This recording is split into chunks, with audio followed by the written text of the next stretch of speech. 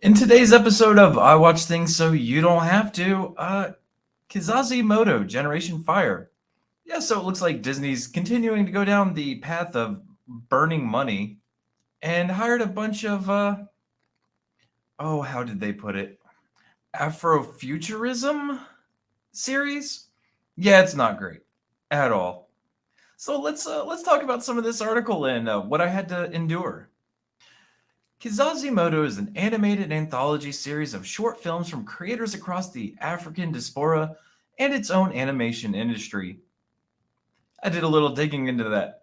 It's not what they say it is. Across its 10 episode run, and each one is like 10 minutes long. They're not long at all.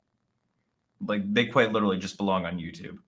It was like a weird twisted version of Love Death Robots, but with a diversity spin.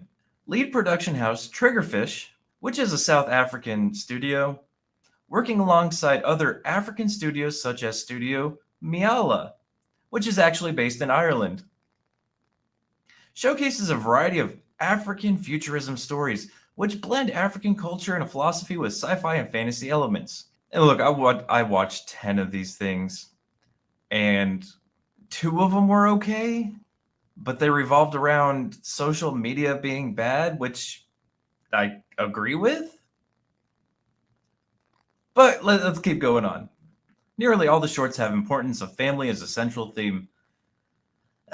Except for the couple that, I mean, yes, they do, but I think like 3 or 4 of them were all like Wakanda forever type deals, which is just stupid. Like one of them even went over like an old civilization that at its peak had like 18,000 people in like the 1500s, and how it was supposed to evolve into essentially Wakanda with flying spaceships and everybody else was supposed to be struggling, which fuck that story. And some of the animations aren't bad. They're actually pretty decent. The stories are just kind of meh. But I mean, they're 10 minutes. How much can you put in a 10-minute story? Especially when you're forcing it. But here, let's let Gizmodo do the talking. But if there's one thing all 10 shorts share, it's that they provide a glimpse into how a massively popular genre can be played around with when viewed through a different cultural lens.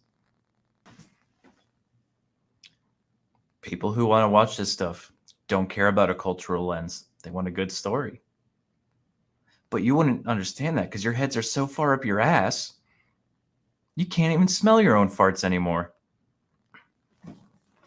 But let's see what the Rotten Tomatoes have to say about this. Here's one.